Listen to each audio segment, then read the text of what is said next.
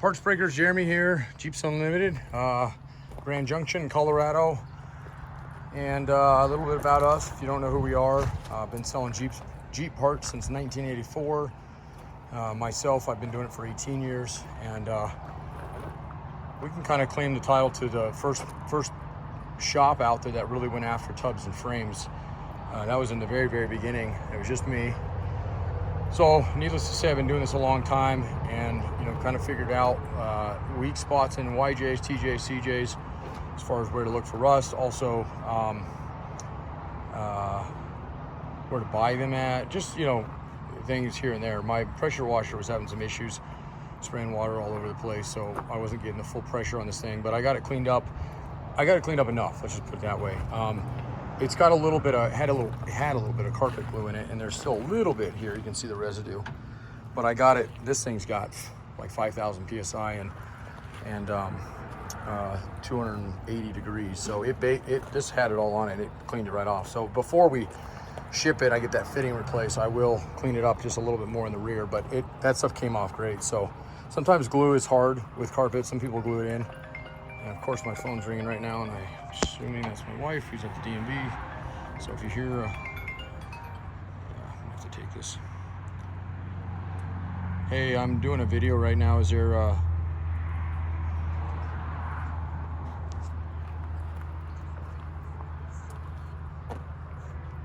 you can do it. Either one's fine. Why don't you just go to Walgreens real quick?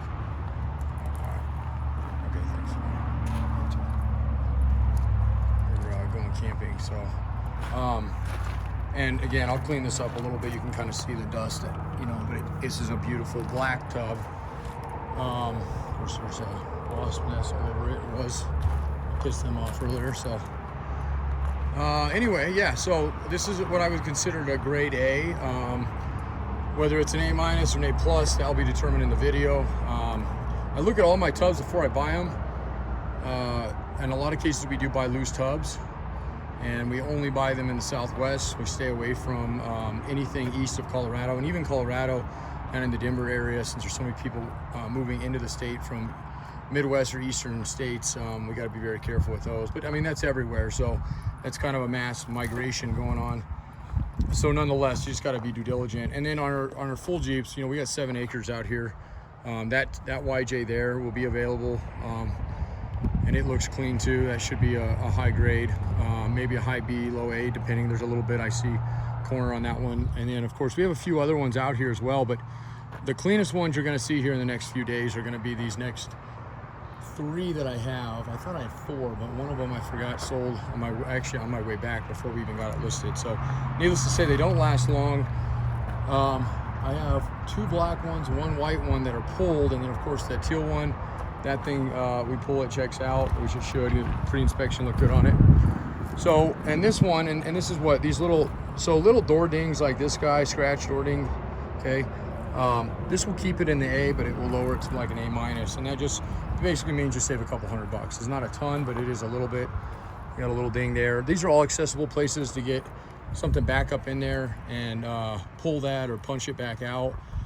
Body shops, not really required for that stuff, but depending on who's doing the work, they might have that advantage to do it there.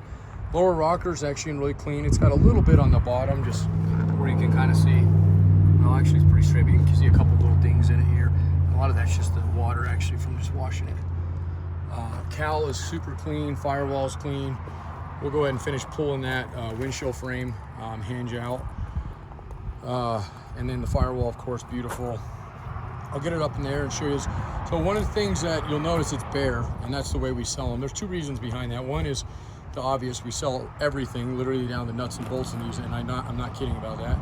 And the second reason is, and this is legitimate, is if you don't pull things, like specifically like roll bars, seat brackets, that kind of stuff, and I'm not saying they're hiding anything, but I am telling you that those are common areas that have bolts broken in. If they don't either A, pull them right, or B, maybe there is rust in that area. This is a very common area on CJs, YJs, and even TJs to rust out. Is the front feet where the roll bar goes. The back will do it a little bit too. This one's a little oxidized, but no rust on it. That one's beautiful. These are both beautiful up front. So nonetheless, that's something to consider. So if you're buying one with a roll bar, just understand that you know, if you need a roll bar, we can provide that for you. We can sell you that, but it is something that I would highly recommend pulling. The other thing is, not only is there rust in there, but if they do break those bolts, or you break them pulling them, which we'd use a special tool to extract these to prevent that, that can create, you know, a whole nother day's labor. So if you're paying somebody to do this job and they got to figure out, okay, I got 6 or 7 bolts to extract today, that could be very expensive. So we try to take that on, and if we break one, we will extract it. So a couple things like that. Okay. Anything else on this tub? Super clean. Like I said, there's one hole that's not factory that I've seen as of right now. It's that guy right there, and they had a tube in it, like a rubber, like, I don't know, just sitting around here. I think it's out the bottom. I'll show you when I lift it up here. And not sure exactly. I imagine they had some sort of wiring that they had plumbed in there, and the tube, the rubber hose, was kind of an insulator to protect it from cutting itself. So not a very clean hole either, but nonetheless super easy to either weld back on, or if you're going to be putting, you could finish the job and make it a perfect circular and just fill it in with a normal floor plug. That's what all these are. These are all factory, and that would be real easy to do there. That's probably what I would do on that one. But I'm going to get stung here in a second. I'm semi-allergic to these things. So there was a good wasp nest in this thing, pulling it and whatnot. So let me show you, I think the crown jewel of a tub, which is the floor, the bottom, not necessarily the floor, but we call them the torque pockets here. And I feel like it's probably what makes or breaks most tubs that aren't as clean as this one on the top. So if you get one that's like semi-clean on the top, but it has a little bit of damage on it, or maybe a little bit of rust on it, and this area is bad or good, regardless of what it is. If it's bad, I wouldn't even mess with it. These are excellent. So we're gonna go through all of them here. This is your passenger front, right? And these are the mounts for your frame. Okay, this is what, if you haven't pulled yours, that is what you're looking at. The front one is the easiest to repair in case that this one is broke off. This is a floating washer anyway. You can get your hand all the way back in here, and if need be, you can put a bolt through that one easily. Okay, that one's easy. These ones are more like a blind nut, and it is also, they float as well, but they are in a pocketed area. I mean, it's all closed in here, and the only way to get in here is to cut this open and usually hack it up. And that's if these are even good anyway, because a lot of times if these are bad, these old torque pocket, which is your inner, not a unibody, but in a sense, it's like a, well, I just call it torque pocket. That's what we'll keep it with. And that provides the strength for these tubs. So those start getting weakened.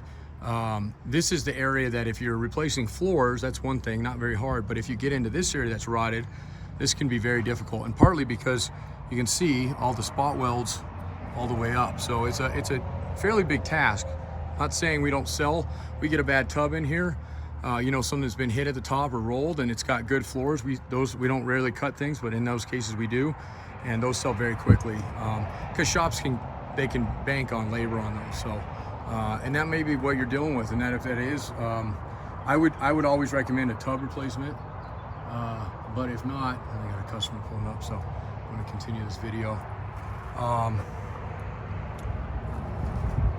Okay, nice clean there. Let's see. And then this guy. Again, these ones are oftentimes broke, even on clean tubs. And part of the problem is that it's such a small bolt that goes in these. These are both clean, by the way, and no broken bolts. But not the end of the world. It is a little harder to get into here. You do have to hack it up a little bit, but it's fairly easy to conceal afterwards. That one's another one that's hard, but doesn't break very often. And let's see if he pulls out. I see him down the road. We're closed Fridays, and this is part of the reason we're closed. We're still open by phone and stuff, but I do it by appointment only because it's the only day that we really have time to do this kind of stuff and some of our big freight items. So, and I know it's a little unusual, so some people don't like it, but unfortunately that's the way it is. So, okay, so that pretty much sums it up. I'll get some photos of the bottom. I try to keep these videos about 10 minutes. Show you the tunnel here. Okay, nice and clean, no rust there. There's not a bit of rust on this. It's absolutely 100% rust free. Okay, a lot of this stuff is all factory, and I hit it with that pressure washer, which is pretty common, that in areas that's weakness, it's gonna flake it off. So I would definitely get a little bit of filler coating in here, or just redo it. It's up to you, and recoat that. At least, especially if you're in a rust belt area where they use salt in the roads, I'd get the bare metal to cover it up as much as possible. And we usually pull these, they're exhaust hangers. This one will definitely come off. So if you need this stuff, which I imagine you do, just let me know beforehand, and I'll leave some of those on for you, and just make you kind of a deal on that stuff. So, but another reason is they don't sit very well in our crates, and we do have to crate these with that kind of stuff on the bottom. So, okay, so that's it. On that note, we've been very fortunate the last few months. We've got some internal hot shotters, which is awesome. They are extremely fast. I already have another one going out to Chicago area this week, I believe. It's actually that frame right there. That's a YJ frame there.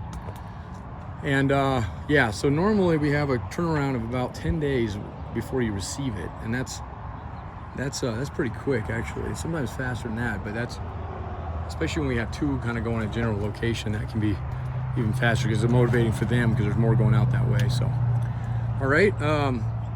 Any questions, comments, concerns? If you have a question on buying a Jeep, wondering the kind of associated costs to do a project like this, feel free to reach out. 303-666-9020, partsbreakers.com.